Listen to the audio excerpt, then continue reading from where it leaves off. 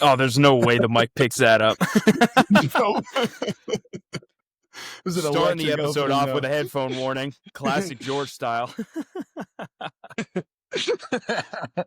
Loud was and awesome. I was looking at the unprepared. little monitor. They got the little monitor in the bottom of the screen. George's was like blinking red like that.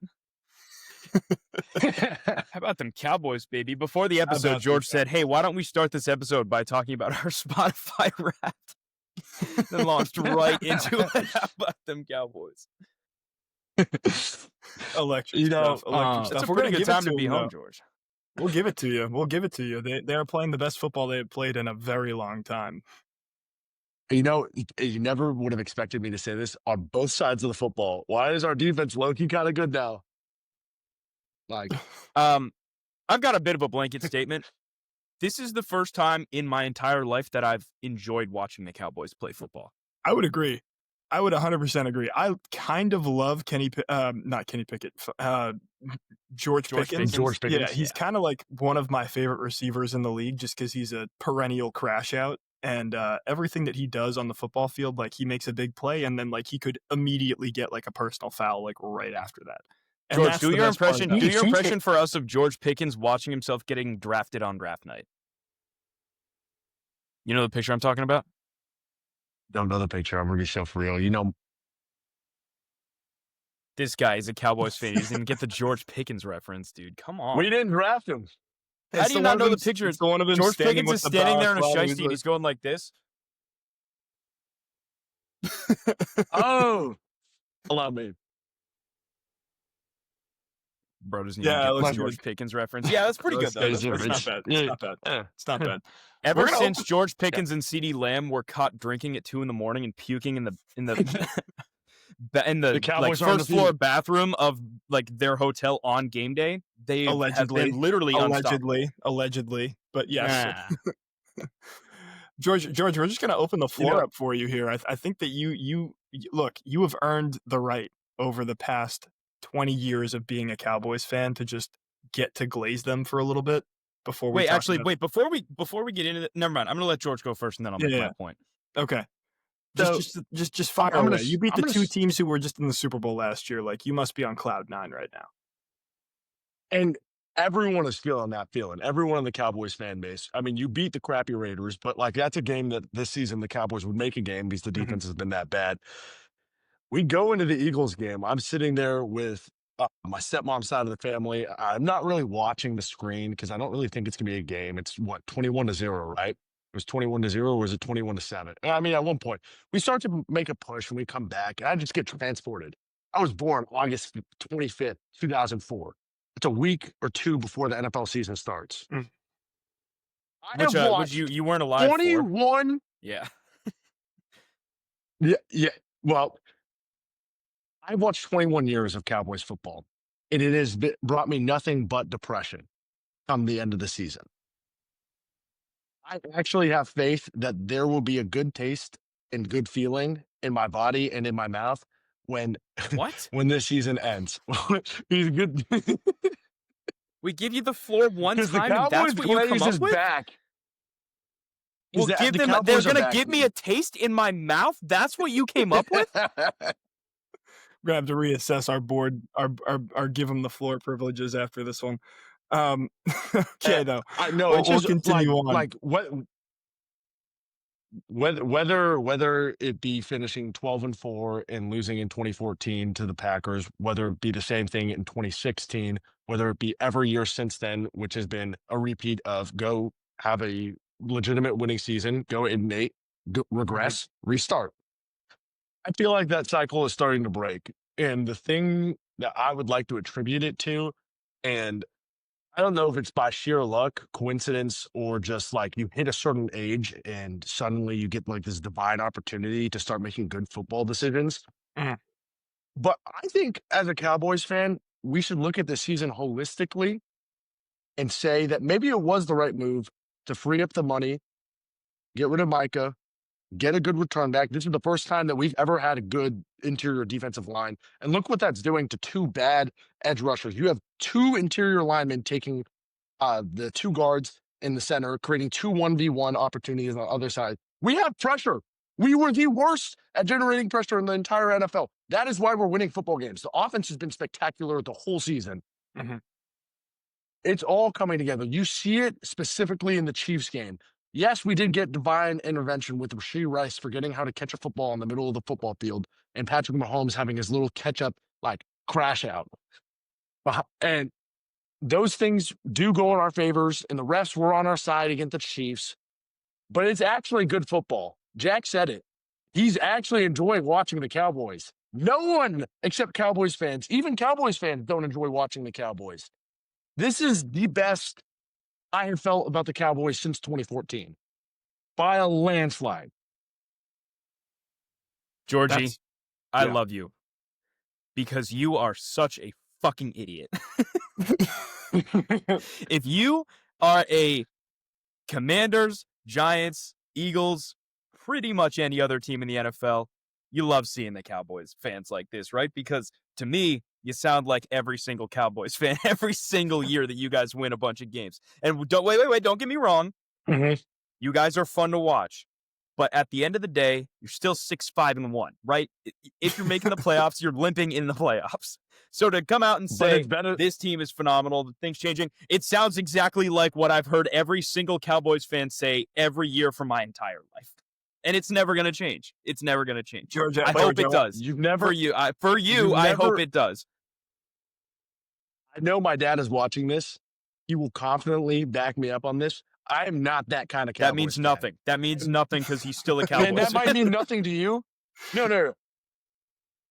I don't glaze us like this for any other reason than to be funny. But this is actually serious. I actually feel really good about the Cowboys. I mean, we were 3-5-1. I was at a Capitals game with our buddy, and I was watching the Raiders game. I was like, okay, we win this. We're 4-5-1, and then we're going to go to 4-7-1. We're 6-5-1 with the opportunity to beat the Lions tonight and be 7-5-1, have a decent shot at the end of the playoffs, have 2 first-round picks this year in a pretty solid draft for what we need, which is anything on the defensive end to make this team even better. And we have a bit of cap space because I have a feeling that Diggs' contract will get restructured or things might happen because he hasn't really produced in the last 2 years. I'm just feeling good. And you know what? How'd you If feel that seeing brings- No, finish out, sorry. No, and if that brings other NFL fans joy, I'm so happy that I could provide that. And you know what? I want to refine my statement. I also think this Cowboys team has kind of turned a leaf here. You guys are actually fun to watch, and your offense is very good. But you have to admit, you see the parody in which you sound like every Cowboys fan has for the last 20 years, right? You have to laugh at yourself. No, starting with It's 2004, the Tony obvious. Romo pulling the football. I mean, come on, dude. You're setting yourself up. Georgie, how'd you feel seeing Jerry Jones in the locker room with a turkey leg on the Thanksgiving game? How'd that make you feel as a Cowboys fan? I have been wishing for negative things to happen to that guy for what he's put my football team through for so long. But when I saw that turkey leg in his mouth, I said, yeah, take it to the bank. That's all you, baby. This is all you. That's Whatever awesome. it will take. Is Jerry Jones is he like a big guy in real life? He looks like this like tiny little hobbit. He's got to be under 5'8". I think he's 5'10". Really? See. Well, I mean, that's not that bad. Is he Jack sized or is he like, up there? All right. Well, while George looks this up, Jack, I have a question for you. Oh, he's 6 foot. No way. Yeah, no way, right. dude. Yeah, right, dude. No way. Yeah, right, dude. And I'm the Prince of Egypt. Jack. Well, there's could be on the table. So to pose a question to both you guys for this upcoming week, we're going to keep it with the Cowboys so far. We'll talk about game of the week a little bit later. That being said, in particular to this Cowboys versus Lions game that we are going to have slated as game of the week, both of these teams need a win, it feels like. Now, the Cowboys are coming off 2 really big wins against the Chiefs and against the Eagles, obviously, but they're still sitting at 6-5-1 in this conference, and it feels like to set themselves apart, they are going to need to start winning some games down the stretch, which they have started to do. The Lions in particular have kind of been an absolute disappointment so far. every team above 500 that they've played has been like either a really close game or a game that they should have won or were favored to win and just haven't really shown up in. So who is this game bigger for, do you think, the Cowboys or the Lions coming into Thursday Night Football? I think this game is bigger for the Cowboys, mainly because if the Cowboys lose this game, they're going to have a really hard time qualifying for the playoffs just based off record. If the Lions lose this game, they could possibly still go on a run at the end of the year and finish at the top of the NFC North. But if the Cowboys lose, they're going to have a really hard time catching the Eagles, who don't look good, but have a substantially better record. So the loser of this game is, if the Cowboys lose, they're fighting for a wild card spot. If the Lions lose, they could still compete in their division. And that's the biggest difference for me. Okay. I agree with that. What's more attainable from two outside Cowboys fan perspectives from y'all two? What's more attainable, the Cowboys winning the division or us making the wild card? Because the wild card right now, you need to beat out Packers, Niners, and what was the third team? Seahawks. Who are 9-3, 8-3-1, and 9-4, and we're sitting at 6-5-1. Knock on wood, with a win this week, 7-5-1, and we just have to pray other things go wrong for other teams. Well, it depends. Are you asking that question based off a loss or a win? That's a good point. Both. Based off a win, it's going to be the wild card, but based off a loss, let's say based off a loss. It might end up being the Eagles falling apart and the Cowboys taking that spot. That might be more attainable than us making the wild card. I also think that the NFC West in particular has 3 teams right now at the top of it that probably aren't all going to go to the playoffs. Like, you'll have 2 of those teams in the playoffs. It'll probably, in my interpretation, be the Rams and the Seahawks, if I had to guess. But those 3 teams have to play each other again down the stretch here at least one more time. So I don't see them all being like, I mean, they're probably they're all going to be above 500. But the question is, can the Cowboys get to a 9-8 or even a 10-7 and sneak into the playoffs? And the thing is, with the one tie now, that could be a positive or it could be a negative, right? Because it's going to get you over the hump against another team that is in the similar win-loss column. But like, you're going to want that to be a win. Say down the stretch you go 9 or 10 6-1 or like 9-7-1. Right? Like, is that better than a team that's going 10-7? Like, statistically, no. Right? So I think that game may actually come back to haunt you more so than the Packers, because now they have a leg up on you in the wild card. Right? So you're hoping that one of the teams in the NFC West is going to fall out of that race. I think even if one of the NFC teams do fall out of the race, the NFC East is still the more obtainable one than the wild card, mainly because it's probably going to come down between you and the Packers. You tied with the Packers, which means that the tiebreaker goes down to strength of schedule, and the Packers have played the Lions twice, the Bears twice, and a much better schedule overall, whereas the Cowboys have played the Giants twice and the Commanders twice. So the Packers' strength of schedule is better. If they finish with the same record, the Packers are going to make it over the Cowboys. So I think, for me, if you're the Cowboys, you pretty much have to win out in order to get one of those wild card spots. And I think you can do that if you beat the Lions tonight. Your question is, what's more obtainable? In my eyes, it's winning the NFC East. I disagree, because I think that you look at the strength of schedule that the Eagles are going to play. They're going to play one team over 500. I mean, I guess they play the Chargers too, right? They play the Chargers this weekend. But then you play the Raiders and the Commanders twice, a Commanders team that's tanking, right? So like, they have 3 guaranteed wins in the rest of the schedule, right? They are going to win 11 games this season. Can they get a win against the Bills and the Chargers? That's up to interpretation. I think they probably lose to the Bills. I think they probably beat the Chargers. Right. But the Giants also have, the Cowboys also have a really bad schedule. Vikings, Commanders, Giants, and in between Vikings and Commanders, it's Chargers. Yeah. I mean, that's an easier schedule than what you said for the Eagles. So if they can beat the Lions tonight, it's pretty realistic that they go undefeated for the rest of the year. So we're saying that this game in particular is a bigger game for the Cowboys right now. For sure. Absolutely, in my eyes. Okay. Yeah. Okay, interesting. Let's move on here to another team in the NFC East. We watched our New England Patriots square off against the Giants, the New York Giants at Gillette Stadium. And this was exactly what you were expecting if you're a Patriots fan, despite all of the bad schedule talk that has came from the 10-2 record that the Patriots currently have as the first team in the AFC East right now. They went out and did their job. This was a wire-to-wire finish, a wire-to-wire victory for the Pats. Drake May continues to impress. He still hasn't thrown for over 300 yards this season, which is kind of surprising. Haven't really had to. I mean, with Travion Henderson in the backfield, their run game has been a lot more sharp. He's looking like a guy who could develop into a guy like Jahmyr Gibbs maybe on that offensive side of the ball, which would be fantastic for this Pats team. And this Patriots defense that continues to showed up against a really weakened Giants team who had Abdul Carter out for the first quarter. We'll talk about that a little bit later. But what are some takeaways that you have, Jack, as a Patriots fan going into the playoffs? Now at this point, it kind of feels like we are starting to edge ahead of the Buffalo Bills. We have the edge on them. We're going to play them again this weekend, and then we have the Ravens and 2 games that we probably should win. It seems like we are going to come out on top of this division. What do we look like during the playoffs? I mean, I think that you have to get there first. Obviously, this bye week is huge for a bunch of the Patriots players, mainly those who are injured, like Milton Williams, Will Campbell. Obviously, both those guys are going to probably miss a lot of time, but hopefully come back for the playoffs. They're both on IR right now. Patriots are somewhat banged up. Their offense continues to look good, though. As you mentioned, Drake May doesn't have a 300 passing yard game, but he leads the NFL in passing yards, which is insane. So it's insane. And he still may after this next week, no pun intended.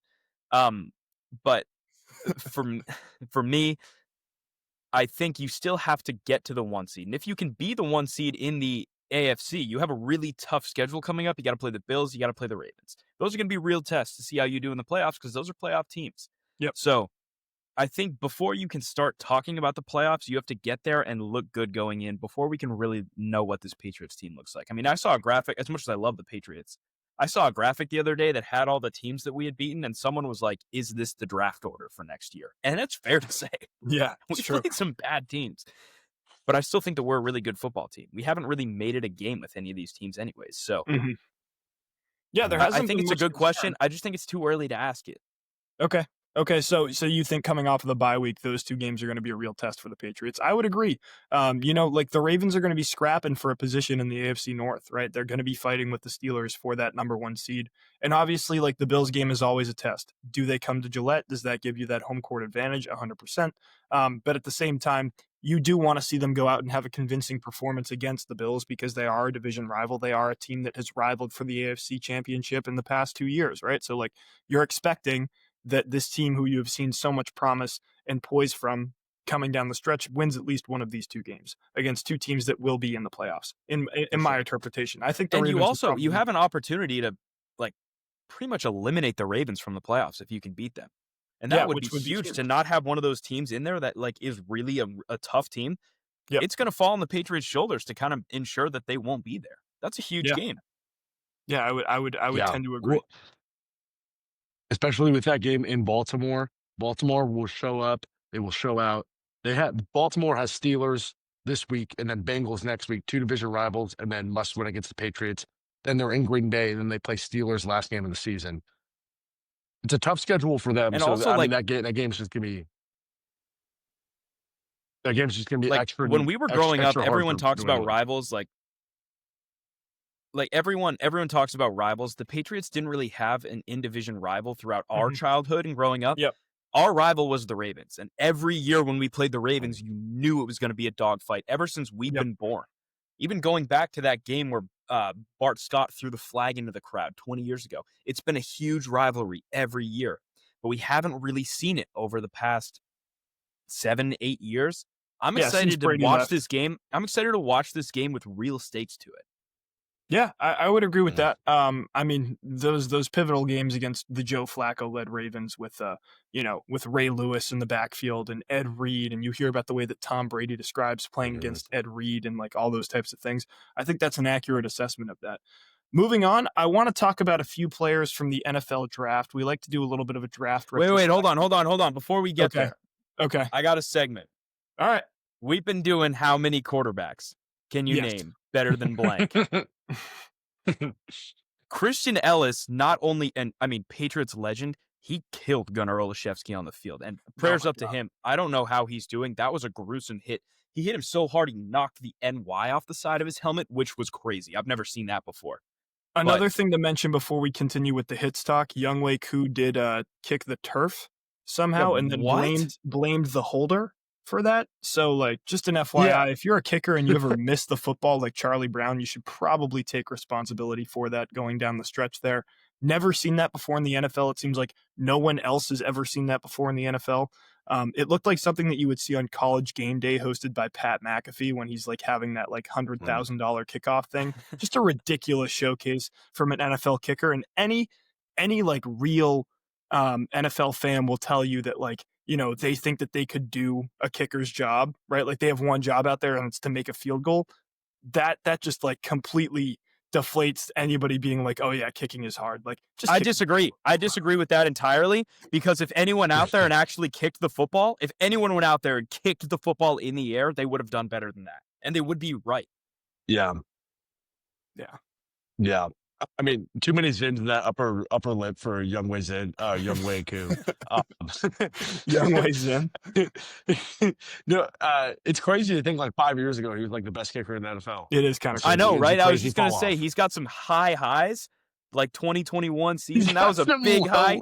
He's got a pretty low this year. Getting cut by the Falcons after week 2, getting signed by the Giants, and then doing that. Would that be the lowest low of an NFL kicker? His season, getting cut early and then that, I mean, it's pretty low. Dan Bailey missing, what was it, 5 extra points in one game? Oh, that's bad. Have you all ever seen that? No, I haven't. I in one game, he tanked. Yeah. I'm pretty sure it's 5. Dan Bailey. I do roughly remember watching this game. Missed. I don't know, dude. I think kicking the turf is a pretty hard thing to do. It's pretty low. It's pretty low. If you're gonna blame your holder, you can still kick the football. Yeah, you can kick his hand off. You have to make contact with the football. You could kick 3 of his fingers off, and it would still be his fault. He was like, "I pulled up." No, you didn't pull up. You kicked the ground. Like you didn't pull up. You didn't stop your kicking motion. You just hit the ground, and then like everybody was scrambling. I don't even know who was on the call that night, but they were like, what did we just watch? Yeah, like Joe Buck. Dude, Alex, that looked like you and I chunking a 7-iron in the middle of the fairway. I've seen that move before. Dan Bailey missed the extra point in the first quarter and then proceeded to miss 3 straight field goals. Okay. All against the Buccaneers in 2020 in a must-win game. That's bad. That's 10 points. That's a bad day. It's a bad day at the office. Bad day.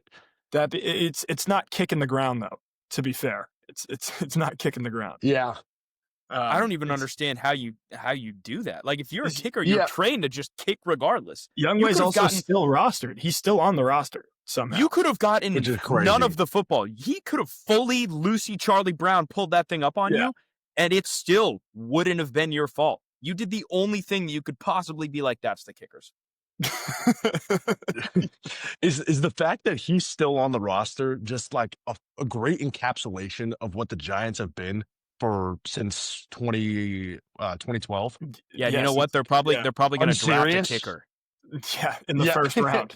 Yeah, and then start him first round.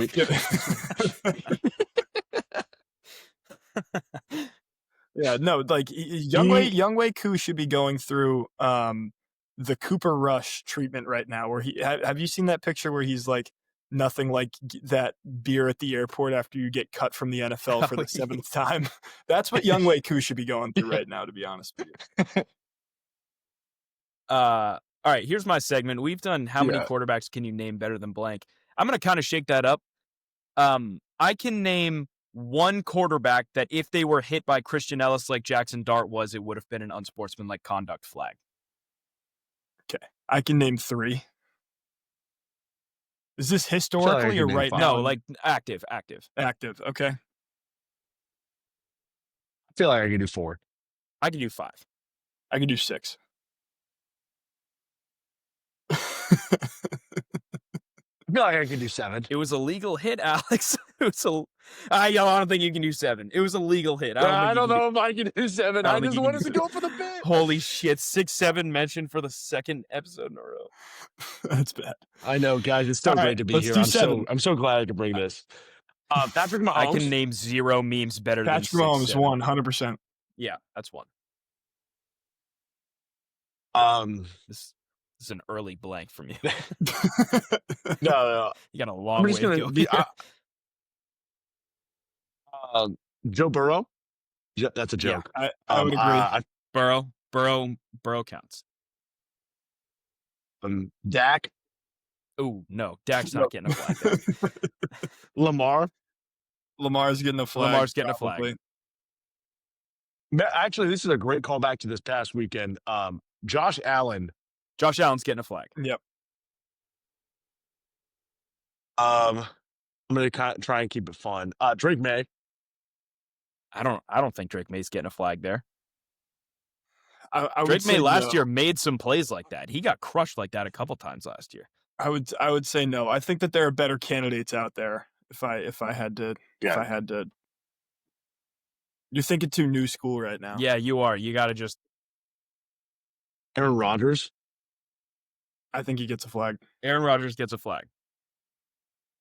It's 5. Yeah, I got 5. I could definitely do this. Yep. I got at least one more. I got at least one more as well. Matthew Stafford. Yep, that was my last one. I got one more. Really? Yeah, I got one more. So he could get over the hump here. He could get over the hump, but if he has a wrong guess, I think he's done. Okay. I like this. Do or die. One more. Deshaun Watson? I'm going through the vault. Joe Flacco. No, I don't think so. No, okay. My name was Jalen Hurts. I think Jalen Hurts gets a flag there. I agree. I think Jalen Hurts gets that flag too. So I don't name any Eagles players. Whenever that was a solid run though. I think a few guys actually could have got that flag. I think Jaden Daniels might get that flag. I think Jared Goff might get that flag. I was going to agree with that one too. Baker might get that flag. Like Baker's bouncing right back up, dude. Are you kidding? If you hit Baker Mayfield like that, he's going to go get in your face and then throw the game-winning touchdown against you. Yeah. Well, he's a good player, but Tua Tagovailoa would still probably be on the field. So like maybe he gets the flag. No, Tua's in between the hash marks. He's center of the field, dude. He's hitting like the interpretive dance moves in the middle of the field, like. Oh my God. Right. This guy, dude. Right. George's highlight reel this episode has been getting a taste in his mouth and the Tua dance. New victory vibe just dropped in Fortnite, the Tua let's talk busts here. When is it okay to call these NFL rookies busts? I got 4 guys I want to bounce off you really quickly before we move on. So when is it okay to call Ashton Genty a bust for this year? Oh, it's not. You can't call him a bust. You can't. His offensive line is so bad. Okay. As a fantasy owner of Ashton Genty, I obviously expected more, but he is 90% of his handoffs. I saw this stat like this was week 6. In the first weeks of the NFL season, was like some crazy amount of his handoffs he's starting 3 yards behind the line of scrimmage with 0 offensive line. So I don't put any of this blame on him. It's a bad situation. Pete Carroll is setting him up to fail. That team quit as soon as they went pretty down to start the season. Yeah, I agree with pretty much everything George just said. The Raiders are so bad. I think you give them a pass for this year. I think going into this year, you're giving them a pass regardless. Okay. Just to run some stats by you, he is 635 yards for an average of 3.5 yards a carry. 4 touchdowns on 43 and 43 receptions. So that's a lot of receptions for a running back. He has receiving touchdowns too this year. He does, but he only has 4 touchdowns overall. Like it feels like like you said, the Raiders are an absolute dumpster fire of an organization right now. And as a fantasy owner, George, I'm sure you can continue to enlighten us as to why that is. But like he's not a guy that I'd be starting in fantasy right now. Ooh, I think he's already like 15. Which might say more about how bad the NFL running back scene is right now. Yeah, would you rather have a guy like Travion Henderson though in the draft? Who you got? And I don't know if I would rather have him. I don't know if I'd rather have him right now. He's in a way better situation, so you get to actually see his talents. Yes, and he is incredibly talented. But you can't pick one over the other after 1 year. Whoa. Sorry, guys. I completely agree. That was running back was just the wrong pick there. They should have gone line on either side of the football and drafted a running back later. And the Cowboys should have gotten Genty, but I like Booker. Yeah, all right, here we go. Yeah, it would have been nice. Cowboys guy. Would have been nice. All right, let's talk about Cam Ward then. His completion percentage is 59.7% on the regular season. He has 2,351 passing yards, 7 touchdowns through what is it now, week 11 13? weeks. Yeah. 6 interceptions and a QB rating of 75.2, which is way below average. Yeah, he's bad. I've seen nothing Is it, from him that makes but me again, think is like, it his fault or is it the fact that they have no offensive line and no receivers? I mean, I've seen Calvin Ridley drop more passes like right into his hands this year than I have seen him drop in years prior. But like, I can you think consider this guy a bust or not? I think even when like Anthony Richardson was out there busting on the field, you could have like had legitimate defense against him, and he was on a horrible team with no Jonathan Taylor, right? So like, I think you could. I think if it's a spectrum, Cam Ward is shading towards bust. Okay. I think that is fair to say. I think we call quarterbacks specifically busts too early. Mm-hmm. His college film was really good. I mean, he went number one for a reason. I'm not going to liked him a lot coming out of college. This was not the right situation. I agree with Jack. It's just a little too early to call him a bust, but it is leading that way. I mean, you got to put up Sam something. Bradford, though. He was also drafted number 1 for a reason. So he like, won Rookie of the Year. No, and that's fair. And he kind of did have some Rookie of good the Year. seasons with The Rams and the Vikings. And he was pretty good on the Vikings for like one season. They're back to my fantasy ownership. Yeah, in like I mean, 2016. like, look, I think that sometimes when we look at quarterback play in particular, I'm the opposite. I think we give too much leash. I think that like we expect them to walk in and perform, and then when they don't, their confidence goes away. And you're now seeing that a guy like Cam Ward is kind of, he's regressing from some of the things that he did well in college.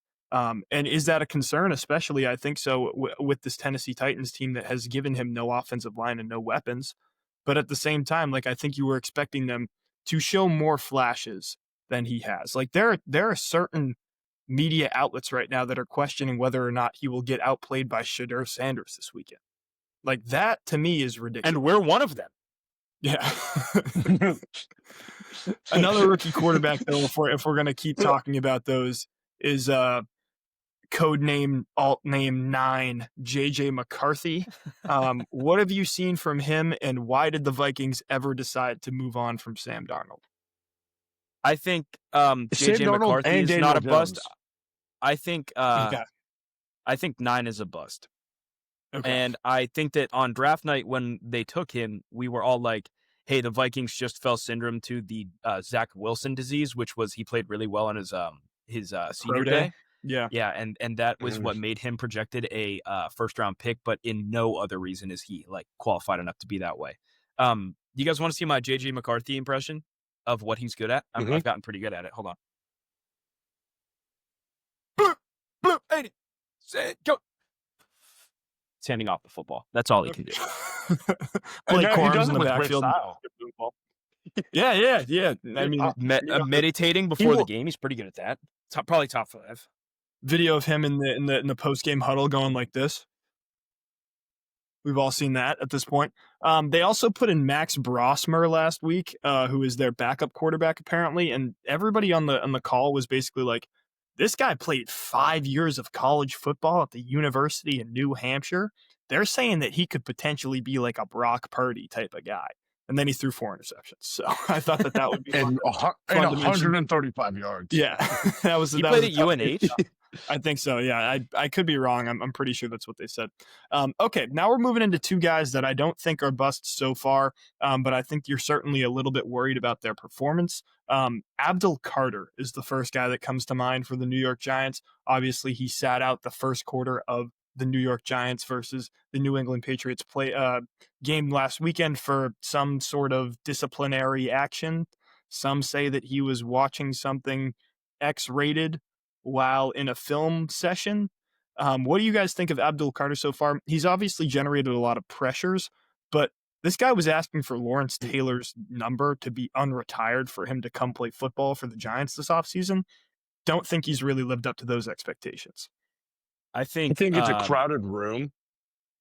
Like, I'll quickly just say this because I don't really have much to say on it, but like, I think it's a really crowded room. Brian Burns is in there. I mean, I'm forgetting another guy. Kayvon Thibodeau. Tavon, yep, boom. And Abdul Carter is a legitimate talent. I still have faith in him. It's hard. It's hard to break through that room, but when you're, what is he, the second overall pick, you got to do it. You got to do it. You got to find a way to get on the field and produce more than he's produced. Yeah, I think he's not a bust when he's on the field, but when he's missing time because he's literally busting, he's got no choice but to be called a bust. Okay. You can't be caught doing that in the NFL, bro. That's fine at Penn State. They've got. You can't be caught doing that anywhere. No, at Penn State might be the one place where it's like, we've had worse here. You can't be doing that in the NFL. I would agree. Like you said, though, George, they do have a good interior presence, so I guess it's tough for him to have shined. Jack, I want you to hit your sexy Dexy real quick, if you could, for the camera. That'd be sick. Dude, this episode is 95% me doing emotes. Hold on. Sexy. Dexter, that's way too sexy.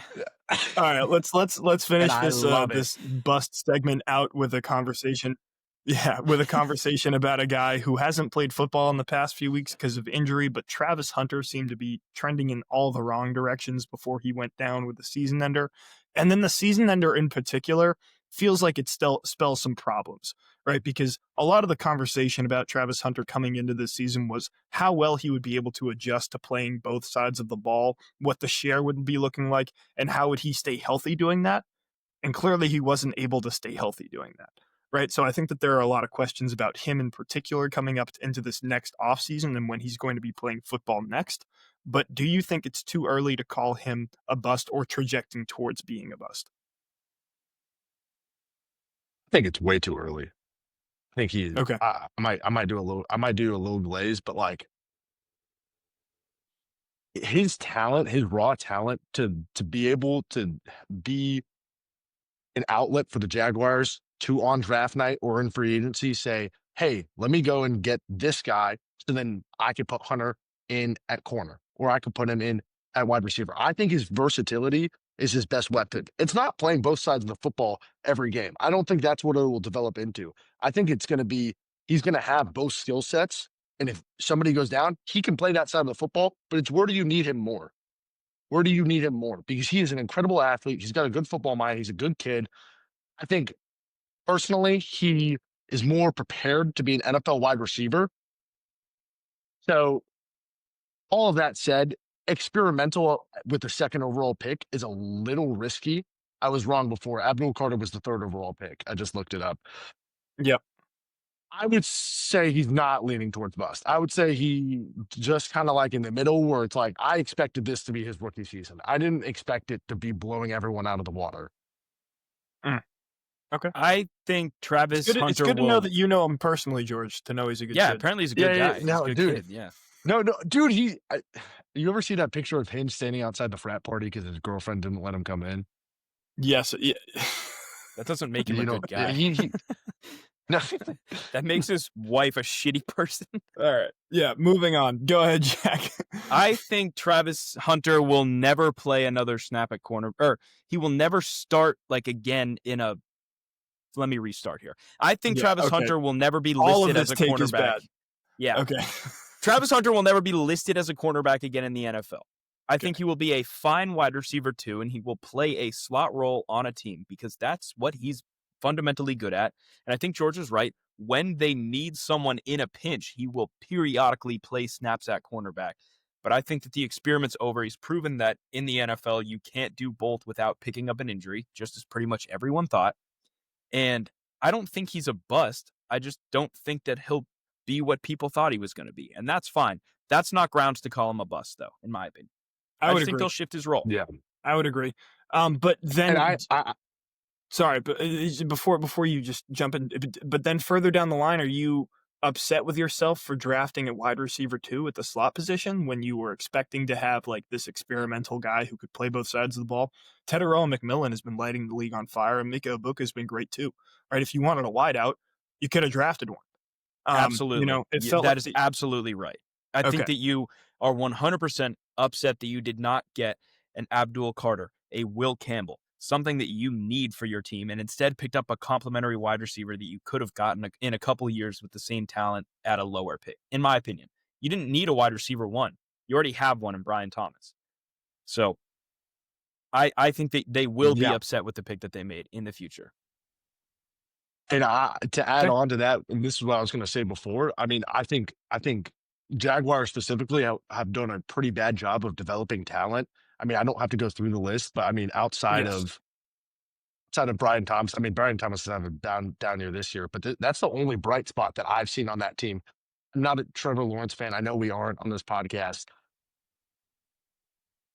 I think that they went with the choice that everyone thought, like, yes, we're like, if they don't make this choice, everyone will laugh at them rather than making the right choice. Do you know what I mean?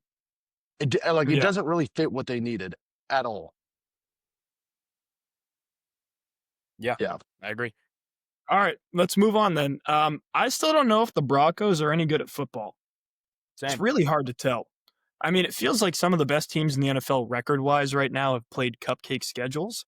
The Broncos are no different than that, and they just went to overtime against the Commanders and won by a point. So, what, like, on a failed 2-point conversion? Yeah, just a really odd team so far this season. I don't remember the last time they played a team above 500. Maybe it was the Chiefs win that they had a few weeks ago. We're going to pull this up. They beat the Cowboys. The Chiefs. They beat the Eagles by a lot, by a country mile. Like, I can't tell if this team is good at football, if their ceiling is completely, inherent on how good Bo Nix is going to perform. I think that's probably true. But at the same time, like, they're sitting at 10-2 and they're in complete control of this division. And I don't know if they win a playoff game.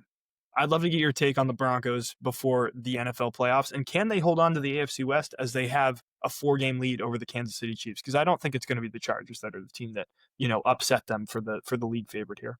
The Broncos play to whatever level the team they're against is at. If we think a few weeks back to like week 4, they played against the Jets in like Ireland, I think, and beat them by 1 score. And it was one of the worst games I've watched all year. They've had some really close games against some horrible teams like this Washington Commanders team, who doesn't have their quarterback or their best receiver or like a legitimate running back right now. And let's call it like it is. Marcus Mariota, vintage performance. Vintage Marcus Mariota. Treylon Burks had the catch of the year, right? But still, you're putting yourself in bad situations. They are very vulnerable to being beaten by a team that is on paper worse than they are. And if they face up against someone in the first round, like maybe like a Buffalo Bills, I don't see a reality in which they win, to be honest with you. I think it depends on their first round matchup. If they play the Steelers, I think they beat the Steelers. But if they play a legitimate playoff team, I think they lose in the first round. I still haven't seen enough from them to be like, okay, this team's really like a playoff-bound team. I think they're in a very similar situation to the Patriots. Okay. George? Yeah. I think the way that they differ from the Patriots, and this is going to be in favor of the Patriots, I think they are much like they played cupcakes, except the Patriots have won convincingly. I just pulled this up. Remember the Thursday night game against the Raiders where they won 10-7 at home? Oh, that was an ugly game. That's disgusting. I mean, I'm going to go through their 2, what is it? Yeah, there were 3 legitimate wins of the season. Eagles in Philadelphia, 21-17. Is that more on them or the Eagles just being incompetent at offense? I'm going to say the Eagles being incompetent. Eagles blew it in the fourth quarter. Yep. Literally. You go against remember the Cowboys when they gave up? remember when they gave up 33 points to the Giants? Dude, remember where they were down? What was it? 31 to, or what was it? Like 30 something to 0? 29 to 0? Yeah, they holy crap. I mean, if you go down the line, their only good wins of the season are home against the Chiefs. You got Texans, at Eagles, and at home versus the Cowboys. Every single other game, their 2 losses being the Colts and the Chargers. I mean, they're beating bad teams by 1 score in all of these games. Like, they don't have a convincing performance for me. Yeah. And I don't look at them and say, wow, like their defense is super talented. They haven't played that way. Their offense, in my opinion, is very uninspiring. The only thing that I feel like they have elite, and this might just be my NFL knowledge from 2019, is Sean Payton is still a very good NFL head coach. Is that still the consensus? Absolutely. I would agree with that. Okay. Yep. I would think agree with Sean that. Payton's the favorite for coach of the year right now, just because like he is the reason that these guys are good, in my opinion. But I Yeah. agree. I don't think that this Broncos team is very good. I think that they're very susceptible to a first round loss. Okay. Yeah, that's all Yes, I got. Let's play the panic button agree. game then really quickly with the Indianapolis Colts. This team was 7-1 going into week 9. And since then they've lost 3 other out of their last 4 games to now be behind in the division. They lost last week to the Houston Texans in a game that they were favored to win. The Jaguars have reclaimed control of the AFC South. I mean, they have the same record, but it seems like this Colts team, who came out super hot out of the gate, has seemingly cooled off, and it seems like this AFC South battle is going to be a little bit more heated than we initially expected. You know, we had said that we thought the Texans were probably going to fade off into irrelevancy earlier on this season. They've played some decent football so far in the past few weeks, and it seems like this Colts team is trending in the wrong direction. They haven't gotten Jonathan Taylor going the way that they wanted him to in the past few games. And Daniel Jones, who looked like he was going to be a solid piece for them, just hasn't played fantastic, convincing football. Are we concerned about the Indianapolis Colts? Sauce Gardner also just went down for what looks like the end of the season, right? I think he had an Achilles tear, non-contact. So, that's bad. I mean, you just traded a lot of assets to get him on your team to bolster your defense, and now he's out for the year. Are you concerned about this Colts team, or do you think that they will reclaim control of the AFC South? I think that Sauce Gardner, you hit the panic button. Sauce Gardner went down with a calf injury, so he'll be okay. Okay. I think that if you're a Colts fan, you're legitimately worried about the Texans taking this division from you, and they've done it in the past. So, yes, if you're a Colts fan, you're hitting the panic button. You're worried about Daniel Jones, who looked like your franchise quarterback, now slipping back into old Daniel Jones form. He's had a lot of turnovers the last couple weeks, and your offense was heavily reliant on Jonathan Taylor scoring 3 touchdowns a game, which if he can't do at an unhuman rate, you can't win football games. So yes, you are hitting the panic button if you're a Colts fan, because if you blow this division to the Texans, your record might not be good enough to make the playoffs as a wild card seed. That's the biggest problem. So you think they blow it to They the don't- Texans and they're- not to the Jags? I was Yeah, I going to don't say think they're they'll not go on to the top of their Jags. division right now. The Jags are 8-4 on top of the division right now. Correct. They have a win in the head-to-head. Yeah. Interesting. Yeah. If the Jaguars win the AFC South, all right, corner office statement. If the Jaguars win the AFC South, they will be the worst team to ever win their division in the NFL. With the worst head coach? Duval. Duval. Why did he do it with that little shimmy shake too? I don't know. Dude, I think the Colts are just winning. There was, Dude, it's straight out of there's a lot to worry about with that. I think the Colts, it boils down to this. They were winning games by being the most efficient team in football, not turning the football over, and that's just not sustainable. You're going to end up being human. And I feel like their formula has gotten figured out a little bit. Their teams are stacking the box more against them. The running game is becoming harder, so you have to rely more on the passing game. And I said this before when we were doing the quarterback thing before. I love Daniel Jones. He's a Duke guy. He was going to come back down to earth. He is missing more throws now than he was weeks ago. And that's what you should have expected. I mean, he played 8 unreal weeks of football. I'm not saying that he's washed or bad now. It's just this is more of the Daniel Jones performance, going 31 for 50 against Pittsburgh and throwing 3 interceptions in the touchdown and losing that game. He is the reason they lost that game. He's not keeping you. Yep. He's not bringing you to win games anymore like he was earlier in the season. Yeah. I would agree with that. All right, let's wrap up before we get to picks. Talking about the AFC North, which is another dogfight division. Guess what? Mike Tomlin, you did it again, man. 500. Congratulations. Clap it up for Mike Tomlin. He's already at 500. He's had 9 wins. 6-6. They're 6-6. They've got a long way to go before they get to 500. After coming out of the gate at 4-2. So the AFC North is going to be contested by both the Steelers and the Ravens, and the Ravens just had a really bad loss last week to the Bengals. Are the Bengals still in contention for this division? What is going on in the AFC North right now? Do we expect them to come out of this division, or do we expect the Ravens to do what we thought they would do from the beginning of the season and just come out and dominate? Right? That's the question that I have for this team, or not even for this team, for this division in general, and I'd like to know what your thoughts on the AFC North is. I feel like we know what the Steelers are. I feel like we kind of know what the Bengals are. What are we going to get from the Ravens? 10 wins this division, in my mind. And if the Ravens get there, they will win the division. And if they do not, then the Steelers will win. I think the Steelers will find a way to win 3 more games, even though I don't see 3 more games that they win. They go 500 every year. They do. And I think that if they don't go 500, Mike Tomlin might be fired as their head coach, and they might just restart completely because they have been so mediocre for the last 25 years. But aside from their Super Bowl wins, with all of that aside, 25 years is strong. Maybe the past since Antonio 10. Brown It's retired. been 10. Yeah. Last 10 years, yeah. In my mind, I don't see a reality in which the Ravens don't make a run at it. Everything they're doing is telling me they're going to make a run at it until they lose to the Bengals.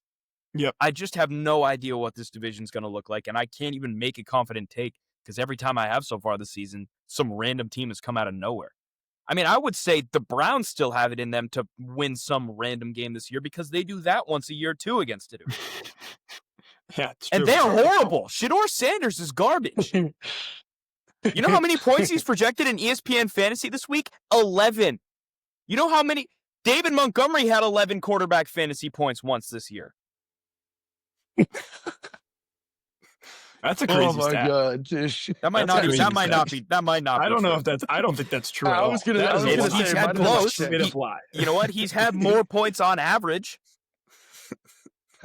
Whatever, bro. I don't think that this division's a complete shit show. Yeah, that I would agree with. You said 10-7 wins the division. I'm going to argue it's 9-8. If the Ravens beat the Steelers twice, and so the Steelers once, win. lose The to the Steelers win. Patriots. If it's 9-8, the Steelers are going to the playoffs. No, because if it's 9-8 for the Ravens in this specific way, where it comes down to head-to-head, these Ravens and Steelers still have to play each other. Bengals have to lose one game and they're out. Right, because they're 4-8. I mean, I don't think the Ravens are going to beat the Patriots. I don't think they're going to beat the Packers in Green Bay. They could go 9-8 and win the division. They could go 9-8 and win the division because it would give the Steelers 2 losses and it would give the Ravens 3 wins. I think it would be hilarious if the Steelers go 8-9 and that's the straw that breaks the camel's back. And that's the season you're like, yes, Mike Tomlin is out of here. The streak is broken. It comes down to like he's going to be sweating his the balls off when they're 8-8 in that last game. That doesn't really matter for anything. And it's just like, can I keep the streak alive? And the Browns beat them in week 18 to lose the streak. Exactly. And Shedeur's in the locker room like hit one of these. emo counter up to 4 now, by the way. Might be higher. It might be higher than that. Might be higher. It might be. All right. Okay, 3 times in one episode. Get out of my head. Let's make some picks live on the show here. Did we both go 3-2 last week? Yeah, we did. We didn't post the results, but we could read them off now. Alex and I texted each other about the results. We both went 3-2, so we're still tied. Let me get a quick check on the score. Sorry about this, guys. Bad production here. I got to talk to my producer about that. Alex is at 38, and I'm at 35 moving forward. Okay, we're going to give you the right of way again then. I think that it was your turn to pick first last week. We didn't make the picks pre-show like we normally do, so I have the slate up here. I'm sure you do as well. It's your first pick. Oh, it is my first pick. Okay, well, Let's look at these lines. I hate every single one of them. I think the Chiefs beat the Houston Texans by more than 3.5 points. I'm going to take Kansas City minus 3.5 at home against the Houston Texans. Are we making fun picks today? There's an obvious not game of the week. Yes. There is. But yeah, there are a lot of really bad games this week. Oh man, I got one that's a really fun pick, but I'm going to save it because I can't take it with my first. You can save it. I'm going to take Rams minus 8.5 over the Cardinals. They've been very good against the spread so far this year. Yeah, I mean, you've been big on the Rams all season this year. That one, it's a rebound win. It's a rebound win. They're coming off a bad loss. They got to go out and make a statement. They do need a rebound win. I'm not seeing your fun pick unless it's Chicago Bears, Green Bay Packers, and I don't want anything to do with that game. So I'm going to take the Philadelphia Eagles -2.5 over the Los Angeles Chargers. I'll keep it chalk here. I think they win this game. I think they're a better football team. Again, I think the Cowboys are starting to put pressure on them for the division. They're going to show up this game. I'm going to take Philadelphia here. You're such a chalk guy. You never want to have any fun on the show. That's not true. That's not true. I'm so sick of it. You're such a chalk guy. You never make any fun. Your fun picks are locks. So just never have any fun. So sick. I'm just good at picking the 14-point spreads. Like you don't have that in you. It's okay. But you're not. It's not fun. You're not making fun picks. Whatever, bro. I got a fun one next. I got a fun one next. Bullshit. You have a fun one next. All right. Yeah. Dolphins -2.5 over the Jets. They're actually playing for something. I think they're going to cover. What are they playing for? Draft pick position? To be. Did we do the fourth? It's hard to lose to the Jets these days. It's hard to lose to the Jets these days. Somehow the Atlanta Falcons did it last week. Just as an FYI. Washington Commanders +2.5 over the Minnesota Vikings. Fun pick. I hate it's that. Happening. That's not a fun pick. It's not a fun pick. You know, it's a fun pick. Chicago Bears +6.5 against the Packers. That's a fun pick. We knew it was coming. That's a fun pick. That's and just not going to happen. Yeah, it's an awful one. It's an awful one. But I'm making it because it's a fun pick, and I got nothing to lose. I'm not gonna win this series by making normal picks, am I? Yeah, we haven't been 1-4 in a while, but it could be coming. It could be coming this week. All right, let's talk about not game of the week. It is an obvious one, as you said. Talk to me about Tennessee Titans versus Cleveland Browns. Oh man, this is a really tough one. It's the Shadur versus. We got to sell it. We got an emote off here. It raised the emote counter to 8 now. We got 8 emotes in one episode. Hit your emote for what you think is going to win this game. All right. Who do I have in not game of the week? Yeah. I got the Browns. Right. I think the Titans are at this point strategically tanking, and I think the Browns Shedeur Sanders has to go out there and be like, I can win a football game. And the Browns at some point have to be like, we are heading in a direction. And if you're going to win a game, it'll be this one. But this has a Titans win this football game and completely below their draft position written all over it. So who knows? I'm taking the Browns. I'm going to go 0-5. Looking at my list, I'm going to go 0-5 this week. It does kind of feel that way for that reason in particular. Let's go Tennessee. Let's go Tennessee Titans. We'll hit your emote. Come on. I just did it. Oh, my fault. Not doing it again. He did more of a vertical elephant. Yeah. All right, let's talk about game of the week, though, to finish this out. We already spoke about Cowboys-Lions. That is going to be our game of the week this week. Who do you think is going to come out on top of this one? In Detroit.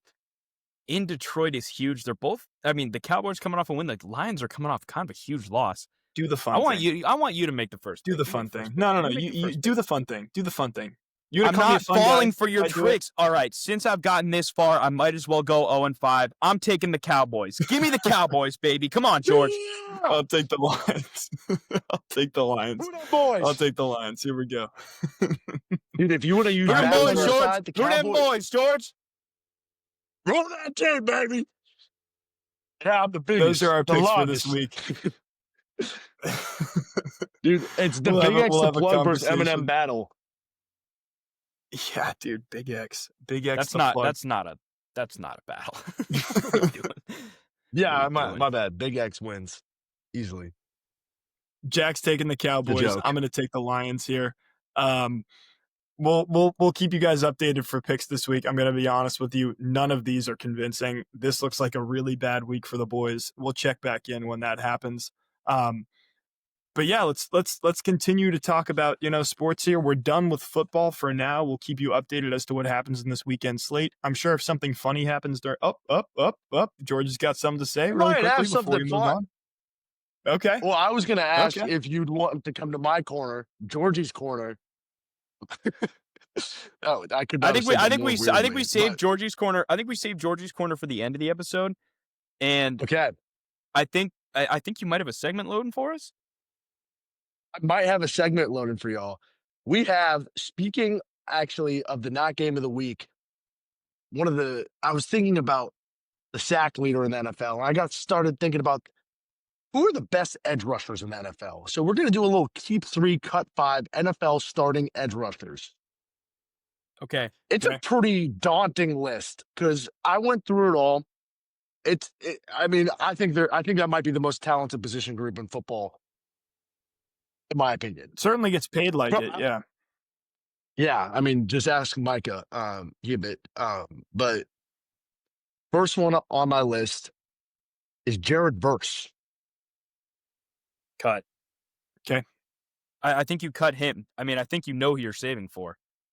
Yeah. I think Verse isn't. He's not even top 5. I mean, I think you're saving for a Myles Garrett. You're saving for a Bosa, for TJ Watt. No. You're saving for TJ Watt. You're saving for Myles Garrett, and then we'll audible on the third. I don't think Jared Verse is on this list. Cut. Okay, I'm good with that. There, Aiden Hutchinson. This is a tough one. He's one of those fringe guys, right? There's a whole collection of guys that could fit in at that third spot. Yeah, it's Hutchinson, it's Crosby, it's Micah Parsons, it's Trey Hendrickson. Yeah. Oh, is this just like going to be a stacked list today?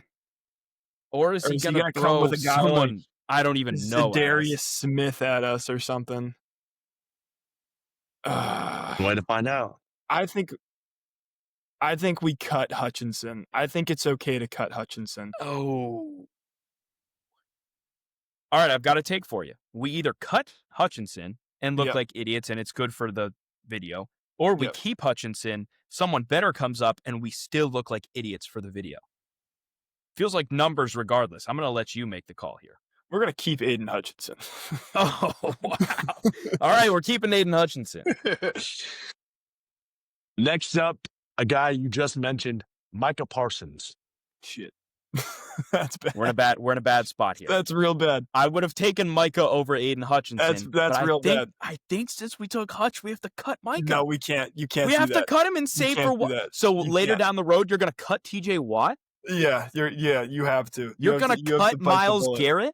No, you have to. Myles Garrett's the one. You have to keep an open slot for Myles Garrett. But if you've already messed up, we made this mistake last week when we didn't pick Larry Bird last. But like, you couldn't have cut Dirk Nowitzki in that position. In this position, there's no world where you cut Micah Parsons. He's 12 sacks, dude. All right, I'm letting you drive. I'm letting you take the wheel. We're Alex has Micah the keys. Parsons. We're keeping Micah Parsons. I don't like that. So now we have one slot, and there's 5 people coming down the list. We got a lot of cuts to do. You got 5 dudes coming at you. We're going to cut them real quick. Jesus, real rapid fire. real rapid fire. Okay, Kyle Van Noy. Cut him. He's not even an edge rusher. I just wanted to put... you know what? He was on my list. Patriots legend, but he's getting cut. That's why I threw it out there. I saw him playing in the Ravens game. I was like, let me throw a little Pat's bone. Nick Bosa. Cut him. Cut. He's hurt. Good answer. Hurt Will plus Anderson. washed. Will Anderson, cut him. Oh, what do you think? You have to cut him, dude. Oh, but I mean, there's got to be one good one coming down the line. If we made one more cut, I would maybe be arguing for him to be on this list. He is a cut right now, though. He's a cut. Brian Burns. Are we going to cut and hope that we get Garrett or Watt in the last spot? This is it, right? This is the last. This is the last one. We have to cut him and play the game, right? We have to roll the dice. Yeah, we have to. At this point, we've made the 2 right selections so far. Correct. Okay. Danielle Hunter. Oh, you cut him? Oh, he led the league in sacks last year. That's not true. He was up there in sacks last year. You're he has like 11 and a half this season. He's the last player, right? Georgie, this is the last guy. This is the last guy. We have to keep Danielle Hunter. Danielle Hunter. All right, that's fine. Right, I think on that list we got 1, 2, and 4. I don't know. Who did we cut? We cut Nick Bosa. So Bosa's probably better. Bosa, Anderson, Burns, Van Noy. Van Noy was the fun play, and Jared Verse. I think you could toss it up between Anderson and Burns and Bosa. In my opinion, I think y'all did choose correctly. Danielle Hunter has 11 sacks this year. He's 4th in the league. Last year on the best defense. How many? On the best defense in football. In the league, yeah. They are the best defense in the league. It is Yeah, really I impressive. don't On one hate that, side, you Alex. have I think we Daniel did pretty Hunter. well. I think that was the right path. Pre-show, I was looking at y'all. I was looking at the numbers. I was like, if you put Myles Garrett on there, it takes all the fun away because he's It by does. far the best. It I mean, does. do y'all It's know true. he's had 19 sacks through 12 games? It's Yeah. ridiculous. He's on pace to break the record. Look, It's By insane. a country mile. Dude, I'm going to be honest here. playing the I thought Titans you were this going to week. I thought you were going to do what I did last week, which was Yeah. put us in a situation where you have the best player last and hope that we bit on the bait. Right. But you didn't. I think we may have gotten Danielle Hunter has 111 sacks in his career. I just looked it up. That's a lot. Yeah. It's a lot of sacks. No, I think you're upset probably, cutting Nick Bosa, but I think you're fine. I'm not going to lie. I feel like you might be more upset. Will Anderson has been a dog this year. And I don't know if that's also helped by the fact that Danielle Hunter's on the other side. But I think for me, it goes between Anderson and Hunter. And I think you made the right choice. I think Hunter has been phenomenal this season. Good job, guys. Yeah, we'll take that. We'll take that as a high. win.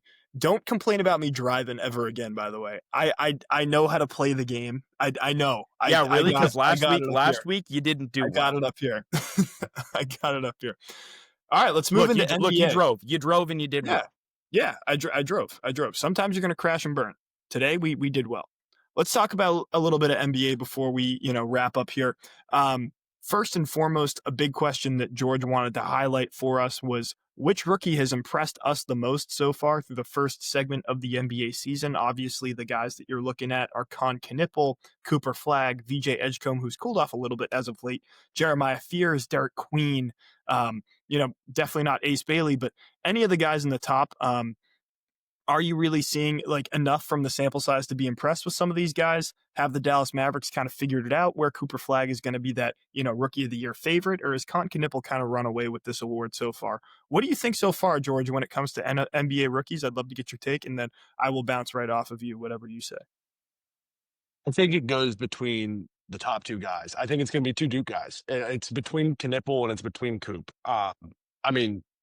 Coop, the last 3 games is the reason that we were playing so well. We won 3 straight.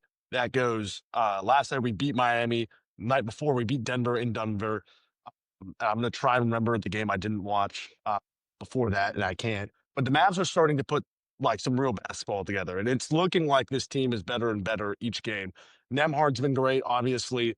Coop has been phenomenal. I think the thing that might be at a disadvantage for Coop is Knipple's numbers are unreal. He has fit really so good. Seamlessly into, and that's what this award basically comes down to. Are you a rookie who's helping elevate your team to make the playoffs? Which I don't know if the Mavs are in the position to do this season, or do they want to do this season because they actually have their pick? Or is it volume? And I don't know how the rest of the season will go. I do know that Con will continue to be a flamethrower. But Coop looks like right now, the last 3 games, it's 20-plus points in the last 3 games, first time ever by an 18-year-old. I think we might be – I think it's going to be Coop. I think Coop is my early favorite, despite the slow start and with Con's hot start. Derek Queen is a name I'd like to throw out there because he's been much better than I expected. With the amount that the Pelicans gave up for him, which was way too much, they gave up the best pick between them and Milwaukee, which I don't know if you're watching a lot of Bucks basketball. They're almost as bad as the Pelicans. Bailey will start to put it together the more and more time he gets, and I'm really interested actually to see how Harper is once he comes back. Actually, I don't know if he's back. He might already be back, but I think it's Coop. What do you think, Al? If I could jump in Jack, quick, ahead, I think you're answering a different question than the one that he asked. I think also it's coming from a place of bias in my eyes because, you've watched him the most. His question was, which rookie has impressed you the most? I think the obvious answer is Con Knipple. He's doing things that no one really expected him to do in his first season. And I think that partially is in play to the fact that he is in a place in Charlotte where he can do pretty much whatever he wants. He has a ton of freedom. So he's playing at a level that people did not expect him to, and therefore has impressed me the most out of all of the rookies that I've seen so far. Yeah, I think I would agree with Jack's take there on the impressive scale. I've been impressed by Derek Queen, but I was really high on Derek Queen coming into the draft. I wasn't super high on Really? Jeremiah Fears. Yeah, I actually really liked him. I think that Me as he well. went too high, to be honest with you, but I actually did really like his game. I thought that it could attribute itself to winning basketball just because you've seen like, the influx of players who are a little bit less athletic, but have good playmaking skills, good Mhm. size, and like, really good poise. To Like a Nikola echo Jokic. off that point, he plays just like you're saying. I'm sorry to interrupt you. He Yeah. plays with a very European style. He reminds me a Correct. lot of Alperen Mhm. Sengun in the way that Correct. he So plays. that's exactly what I was gonna Mhm. get at, was like, did you give up a little bit too much to get him, and have you clearly not seen enough production from this entire Pelicans roster, despite the fact that Zion probably could get traded for a bag of chips nowadays? Like, yes, but, like, I think that also kinda allows itself for you to see him flourish, right? Like, these Denver teams that Nikola Jokic Mhm. really started on weren't good teams, but he was still one of the best players in the gym every single night, and you watched him because you were like, that guy could develop into something that we haven't seen before. And this is kind of one of those types of prototype guys, right? Like, he played against I think it was him versus Jokic the other night. And it was a really good game between the two of them, right? Like, I think that you are seeing the flashes of potential to be like one of those types of guys. So I've been impressed by him so far. Has VJ Edgecombe cooled off a little bit? Yes. But he was another guy that I wasn't very high on coming into the draft. I didn't watch a ton of him at Mm. Baylor. His shooting splits have gotten worse. His field goal percentage has gone down since that explosive start against the Celtics. But I still think that like he is a very good player. And despite the fact that he's going to have to split time with a guy like Jared McCain while he's in that Philadelphia 76ers role and how that's going to look for them, I think that those are things Mhm. that you're going to be questioning going on in Philadelphia for the remainder of the season. But he's kind of fit in pretty seamlessly with this team. And this team is doing pretty much exactly what we expected them to. They've been like a fine NBA team, not really one that's good, not really one that's bad, one that will probably be in the mid to low tier in the Eastern Conference. And he has attributed himself well to that. So yeah, if I'm picking a rookie of the year right now, I think Cooper Flag is probably your guy. Like you said, um, I think that he's going to continue to develop and get more comfortable. He looks better when Anthony Davis isn't on the floor. So I would be, Mhm. remiss to say that I think that they probably will move on from Anthony Davis at some point this season. Um, but Wholeheartedly. I also, what's up? I know. I wholeheartedly agree. Okay. I also think that, look, coming into the year, they expected Jason Kidd to basically throw Cooper Flag into that Giannis Antetokounmpo role, which was like Mhm. you're going to be on the ball every single possession. You're going to be our point guard. Can you facilitate? Can you get downhill? You're probably not a great shooter as of right now, so we're going to rely on you getting coast to coast, east to west type of buckets. Like those are types of things that you were expecting. I mean, I think a little bit expecting too much if you were a Mavs GM or an owner. And while I don't think that this team is going to be good necessarily, I think that they're going to continue to put it together. The biggest problem for them is just that they play in the in the Western Conference, right? And like Mhm. you can't be a team with a losing record and expect to be a contender in the Western Conference. They have a lot of work to do ahead of them if they want to get back into, the playoff picture. I answered my own question wrong, and I forgot that I had written down a couple of names to add on to this as we quickly move forward. Sion James, uh, Yeah. another Duke guy. He's been really good for the Hornets. Another Hornets guy, Ryan Kalkbrenner out of Creighton, has been Mhm. an outstanding Mark Williams replacement. Guy I loved. Cedric Coward has I love Cedric Coward coming out of college too. Actually, I thought he was going to stay in college and go to Duke, but then he made the switch in late May uh, to go to the NBA draft. Got drafted like 14th overall to the Grizzlies, and has been the only bright spot on that team. And what was the last guy on my list? Been Oh no, it was Cedric Coward. Cedric Coward was and the starting point guard for the Dallas Mavericks right now, Ryan Nemhard, Yep. who I don't know Yep. if Ryan anybody's paying Nembhard. Yep. attention, has been unreal the last 2 games, and the reason that the Mavs have won the 2 best games of the season for them. Yeah. I mean, he's the only point Is guard it on the roster, right? So like, Yeah, it's him and Brandon Williams who can't shoot the basketball. But speaking of point guards, the news of Chris Paul, what him getting cut, did that shock y'all on the same yeah, level that grounded me? yeah. Like, and the news that it was like a lot of the strife in the locker room was between him and Ty Lue. He approached Ty Lue to have a meeting about what the way that the season was going. Ty Mhm. Lue declined him and ignored him for 2 weeks. And now apparently they're not going to cut him. They're going to try and find a destination to trade him. I can't. I mean, it's crazy to say this, but I can't think of a more disrespectful way to treat your greatest player of all time. Or one, I think Chris Paul is the greatest modern Clipper of all time. Yeah. I mean, this cuts any ties going forward. He wanted to end his career in LA with his family. He had a great season considering everything with the Spurs last season. He's been pretty bad. He's been a cone this season. He can't get inside the arc. He's not even shooting well. He's barely getting on the floor. But it's that veteran presence on an already veteran team. I understand the fit not working, but to approach it like this, it kind of feels like you're trying to make a scapegoat. And then this all has unraveled to everyone on Twitter and everyone online saying the Clippers are the worst organization in basketball. It's crazy. I mean, you tie together. People are thinking that maybe he was going to whistleblow on the Kawhi situation. Yep. And that there's more shady stuff going behind the doors. Where are y'all's head at with this decision by the Clippers? I mean, for me in particular, like it feels like just such a lack of awareness. You know what I mean? Like you're going through one of the worst seasons in recent NBA memory with the pieces that you have on your roster. You're already a disappointment and kind of a media dumpster fire by the fact that you have all-star caliber players on this team that aren't performing like all-star caliber players, right? Like people expected them to be a lot better than they are. And James Harden is still playing very good basketball. Now you add on to that the fact that in the middle of the season, Chris Paul decides that this is going to be his final year.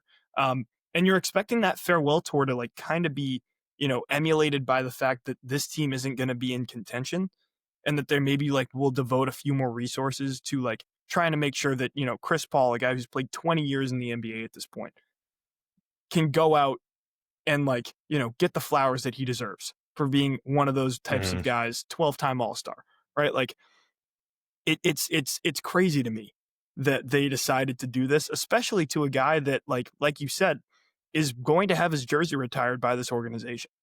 And if he doesn't, there's something seriously wrong with the front office of this organization. Now, him and Ty Lue clashing, like I can't speak to that. I don't know exactly what happened in the locker room. I haven't done enough research on it. But it seems like from the beginning with Chris Paul, this relationship just didn't click. And that also comes from the fact that Chris Paul is the type of guy who, like, he knows a shit ton about basketball, right? So, like, when you're losing as badly as you are and he wants to hold players accountable like he has in other places to develop some of the talent that has been in an OKC, in a San Antonio, in a in a Golden Houston, State last right? Like year. all these tips. Golden State last year, same thing. Like this accountability thing that he was like, kind of, see, you saw a little bit in the media of, like, I think that would be a good thing. But at the same time, like you do have a lot of veteran pieces on this team who probably don't want to hear that. So it's like, I feel like this situation could have been handled way better. And Chris Paul, who signed a vet minimum contract to come back and end as a Clipper because of the reign that he had with the Lob City Clippers teams, like what an awful way to sour that reputation. I think for me, I have kind of a different perspective on this. I think if you look at the places that Chris Paul has gone and had success in his role in the end of his career, has been young teams, and he's been kind of a second coach more so than a player. He's been part of those the group of guys that develops these players. But he had the chance to go back to the Clippers, and as you mentioned, is the greatest player in their franchise history. It's not the same team that he's had success in his late career, and it's full of veteran guys. It's full of it's coached by an established coach who knows what he's doing.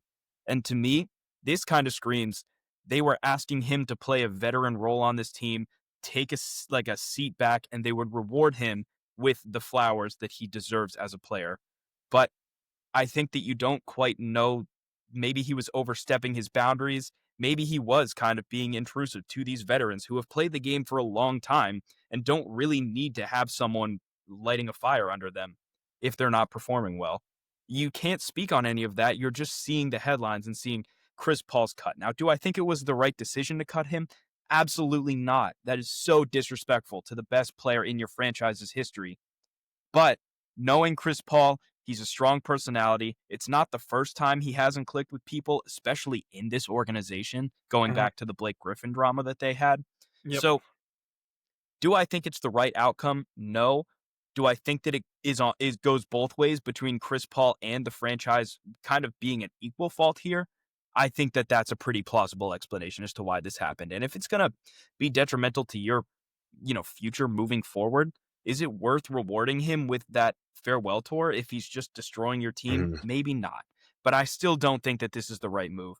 I think that it was completely disrespectful to his legacy that he's put on the NBA, which is one of the best point guards of all time. So it's bittersweet, yes, but is there a share of the blame? In my eyes, absolutely yes. I think Jack, you touched on it, that there might have been a disconnect between what the front office wanted and what Ty Lue wanted, because Ty Lue doesn't want a role like that from a player, but the front office wants to him have his farewell tour, get him to retire, and then maybe rope him back into the franchise in some sort of coaching role or administrative role. I mean, he will be involved in basketball. We just know now that he will probably never work for the Clippers ever again. Right. Which is heartbreaking for Clippers fans, and is the nail in the coffin on a horrific start to the season. They're 14th in the West, I'm pretty sure. They're 5-16 or 5-17. Yep. I mean, I think that this kind of, like, you're right. There's a disconnect between the front office's goals and everyone else's, because if Chris Paul wanted this to be his farewell tour, he would have announced that he was retiring before the season even started. But now I think that the Clippers front office is kind of using this whole thing initially as like we're horrible this season, so we can just chop it up to Chris Paul's retirement tour. But neither the coach nor the player wanted that, and then they had their own disconnect. So it feels all kind of forced. It felt kind of forced anyways going into this season, and it's turned into a complete dumpster fire. All right, let's move forward here. George, you have a really nice question here written down. It's, does the NBA have a problem with perfection? I would like for you to flesh that out a little bit more if you could, and tell me about what the inherent cost is of winning with an inherently flawed star. So there's been a ton of talk recently about 3 specific guys, and it tails into the next thing I have written down for us. Into the 3 guys who are on the chopping block for getting traded. Trae Young, who is god awful on defense, and the Hawks are now better since he's been out.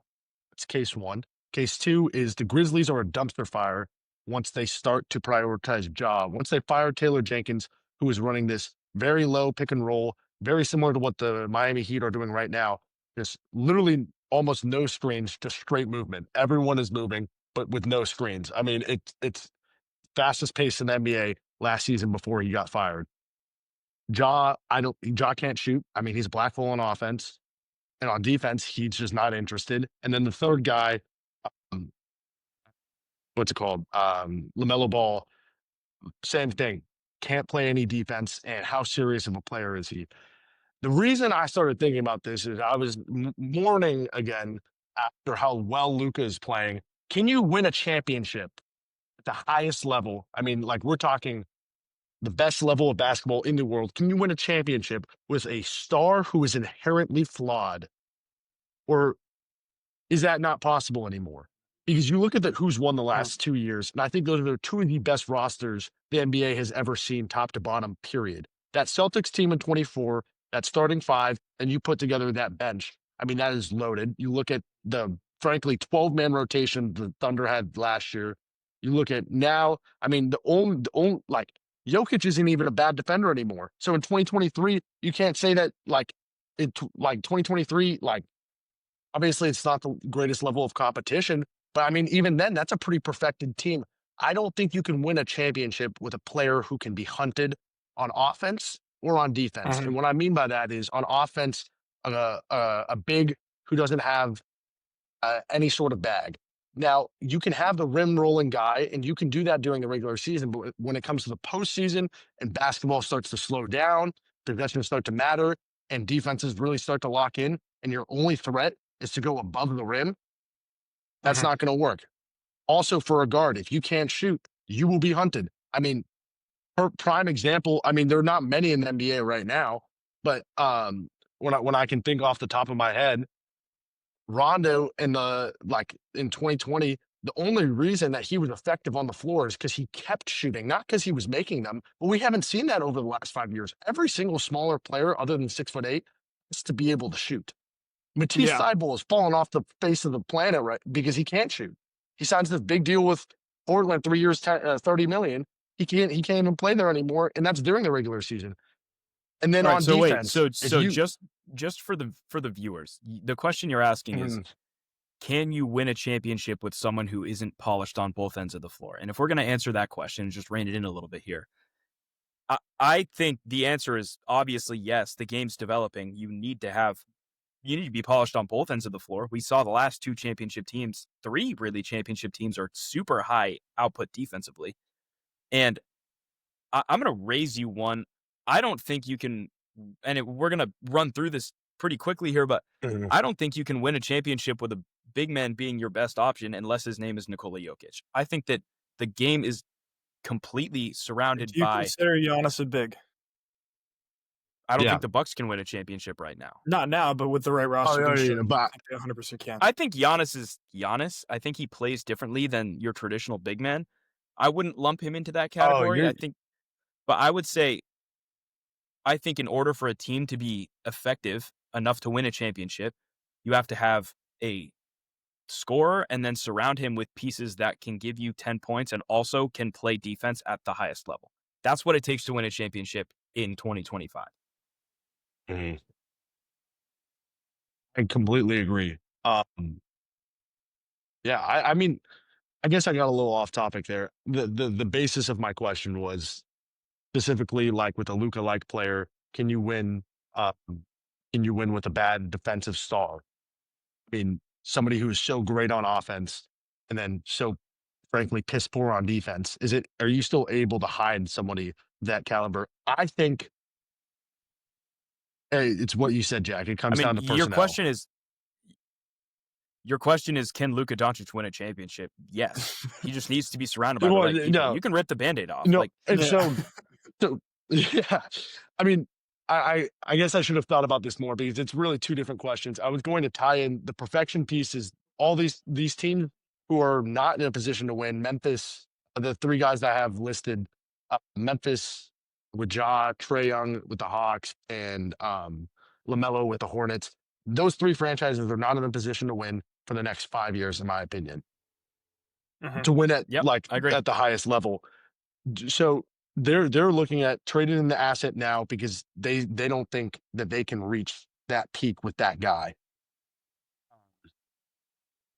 Yeah, I didn't really think my question through because in my head it makes a lot more sense than what's coming out. But yeah, to answer your question, those teams I don't think can win a championship in short order. Can you win with someone like a Luka Doncic who's not perfect on both sides of the floor? Absolutely. You just need to surround them by the right people. And they also have to be so good at what they do. Like, so good at what they do. Like Luka Doncic is. Like, I think Steph Curry's one of those types of guys. Has he become a better defender? Probably. But, like, in 2022, he wasn't a fantastic defender. But if he can give you 35 a game, like, it doesn't matter. You can hide him. Yeah. Absolutely. I guess I guess with those 3. Yeah. All right, let's get into a segment that I have here. I have one last segment for the episode, and then we'll wrap it up. Can you guys name the top 10 rebounders of the 2010s? Total rebounds. It's a not tough rebounds question. per game. It's a tough question. Not rebounds per game. So total rebounds, 2010s to 2020. It's 2010, 11. I'm sorry, 2009 to 10 through 2018, 19. Okay, fine. Okay, Easily, I got 2 off the top of my head. Okay. Al, let's talk about them first. Andre Drummond and DeAndre Jordan. Yep. DeAndre Jordan's number 1. Andre Drummond is number 3. Okay. All right. Let's talk through this here. Centers of the 2010s that got a lot of rebounds. I think you have to consider. It's not who? Not thinking either Gasol. I don't think either Gasol because they don't get the thing that's going to help them is that they play the whole decade. But Dwight Howard. Yeah, Dwight Howard is going to be on there. Is that an official guess? Yeah, we'll guess that. Dwight Howard's number 2. So now you have 1 through 3. Okay. And 3 3 strikes? We going 3 strikes? Yeah. Okay. Yeah. All right, so you have 1 through 3. Oh, Al, I guess maybe longevity will help us in this because it's gonna be. I'm thinking Europeans right now. Gasol and Dirk are in my mind. I mean, Okay. Paul plays the whole decade. Mark plays the whole decade. Dirk Mhm. plays the whole decade. Dirk doesn't miss it. I want to say Dirk because he doesn't miss any time except for 17, 18, and a little bit of 18. Yeah, 17, 18. A little bit of 18, 19. Or you How do said you feel Dirk? about that? Yeah. I think we hold off on Dirk. I think if you're going to say a Okay. Gasol, you go with Pau. He was a better rebounder than Marc Gasol as a player. I'm going to take because Marc Gasol had Zach Randolph for 10 years. Yeah. Right. Like that Zebo was getting boards. So like I think Pau Gasol is probably on this list. If I had to chop it up, I'm going to go with Pau Gasol. Pau Gasol is on this list. Pau Gasol is number 3, 4, 6. Okay, so we now have 1, 2, 3, and 6. All right, Gasol's out of the way.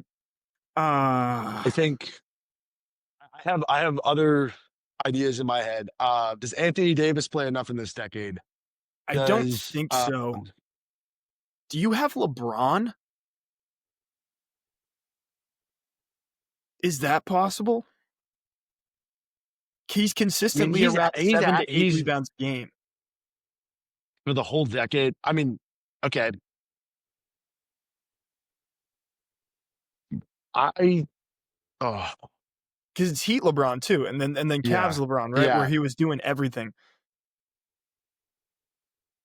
If Gasol is at 6, yep, and I don't know. I leave that one up to you. I leave that one up to you. We'll keep that in the back of our mind. We'll move on to some other players here. Anybody else jumping out to you right now? Like, I mean, I'm trying to think. It's Spurs. Joakim Noah. Maybe. Yeah. There's a couple super obvious ones that you guys have not gotten. You haven't even talked about yet. Duncan, but he ends in 16. Bosch, but he also ends around the same time. DeMarcus Cousins. Oh yeah. Wait, Boogie will probably be on this list. All right, we'll take DeMarcus Cousins. DeMarcus Cousins is number 7. So right now you have 1 through 3, and then 6 and 7 for the 4th time. Yeah. I will go. I want to say Dirk. I want to say Dirk. You can take that guess. Is Dirk on the list? George, you have a real problem. And your problem is you are so Dallas biased that you don't think clearly. Dirk is not even top 25. He's not even, I have to pay money. I have to pay money to go down far enough to see how far Dirk Nowitzki is on this list. Okay. That's ridiculous. Just a question. Is there a power forward in here? There is 1, 2, is it 3 power forwards. Kevin Love is one of them. Kevin Love is one of them. Kevin Love is number 4. Okay. Amari Stoudemire going to be on this list, but he might not play far enough into. I don't think he played for enough years. I think you're looking. There are 4 power forwards on this list, so we just got Love out of the way. Yeah. LaMarcus Aldridge. Oh yeah, I'm thinking Zach Randolph. I'm thinking still. Let's take LaMarcus Aldridge off the list. LaMarcus Aldridge is number 5. So you now have 1 through 7. You're missing 8, 9, 10. 8, 9, 10. Alex is carrying you, George. You better figure it out. I know, dude. I know. Okay. How many strikes do we have? We've used 1. We burned 1 on Dirk. You burned 1 on Dirk. Let's think about defensive players of the years because those line up. Tyson Chandler, Joakim Noah, KG. Tyson Chandler just doesn't have the role for long enough, but he has the years. Tyson Chandler played through 2019. I know, but he was like on a bench role after the Knicks. Actually, after he went back to the Mavs the second time. Yeah, he was a Dallas Maverick, to be fair. Do you guys need like an early? Do you need like an early hint? Not a serious one. No, we need at least one more. At least one more in the tank here. I'm thinking Greg Monroe. Am I thinking too niche? I don't think so. I don't think Greg Monroe is going to be in the top 10. I think you're Robin Lopez. I think for that final power forward slot, because we have one. Yeah, Robin I don't know. Lopez? I George, think for that. What are you doing?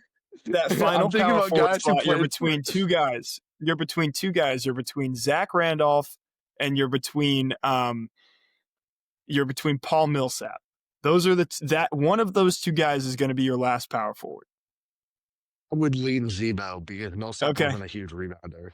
All right, we'll go with Zach Randolph. Zach Randolph is number 9. That is a huge pull. That knocks Marc Gasol off the list. He's not on the list.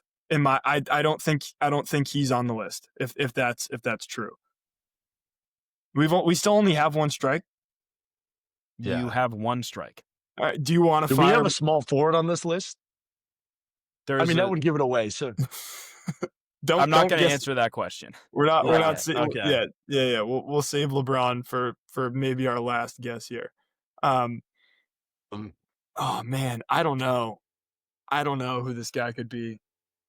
There's so many guys who enter in too late and who like start like who don't play long enough in my mind. Let's go with LeBron, dude. Let's do it just for fun. Yeah. Just for fun. All right, LeBron. LeBron's number 10. Okay, number 10. Yeah, all right, George, you got to get one right. You better get this last guy. You better get the last one, George. I'm going to follow your lead here. This guy is a center. Okay. This guy is a center.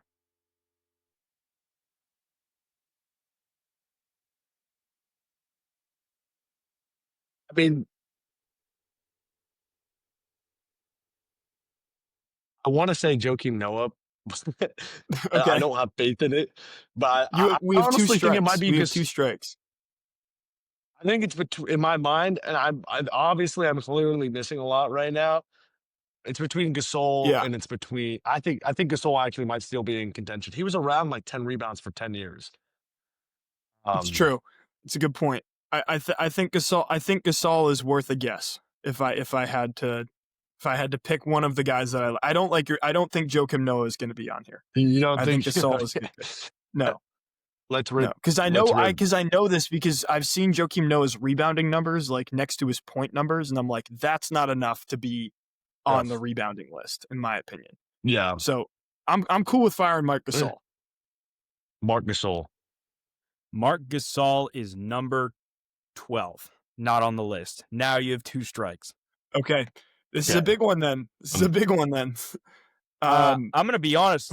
You guys aren't even sniffing close to who this last guy is. You might need a hint. We haven't even mentioned him. No. Oh, boy. Okay. Haven't even come close. Is he still playing? He is not still playing. I will give you his career path in no specific order. I will give you the teams that he played for. I'm fine with that. This player, again, not in specific order, has played for the Phoenix Suns, the Los Angeles Clippers, the Wizards, and the Orlando Magic. Orlando. Sorry. I thought he had it. You started emoting again. Clippers. It's not the Clippers. You're between Suns and Wizards. Because it's not Orlando. Orlando would be Dwight Howard. Wait. This guy has played for all 4 of those teams. All 4 of those teams. Okay. Oh, Marcin Gortat. Okay. Yeah. That's probably it. Marcin Gortat. Okay. Final guess? I'm good with Marcin that. Gortat. Yeah. File that. It's Marcin Gortat at number 10. Yeah. Well done. Good job. You guys weren't even George. I'm just going to give some I'm going to give some names that you mentioned. Greg Monroe, number 18. Joakim Noah, number 21. And that's literally the only 2 names in the top 25 that you mentioned. Who was like number 11 through like 15? I know Tyson Chandler was number 11, and he was off the list by 13 rebounds. Okay. Holy Marc crap. Gasol was 12. And literally, those are the only 2 names. Those are the only names that you guys mentioned in the top 25. Who else was on there? Who was 50 through 15? Through 15, Serge Ibaka 13. Paul Millsap was 14, and Nikola Vucevic was 15. Okay. So I'm okay with that. I wasn't really. Yeah. I'm okay with that too. Thank you, Al. Thank you so No much for problem. really saving my ass. No problem. That was fun. That was a good That long was up fun. All right. Well, everyone, thank you for listening. Make sure you like, subscribe. If you made it this far, comment down below and let us know that you made it this far. But until next time, thank you for listening. As always, this has been The Corner Office, and I'm Jack Byrne. I'm Alex Penders. George Schnender. Go on 3.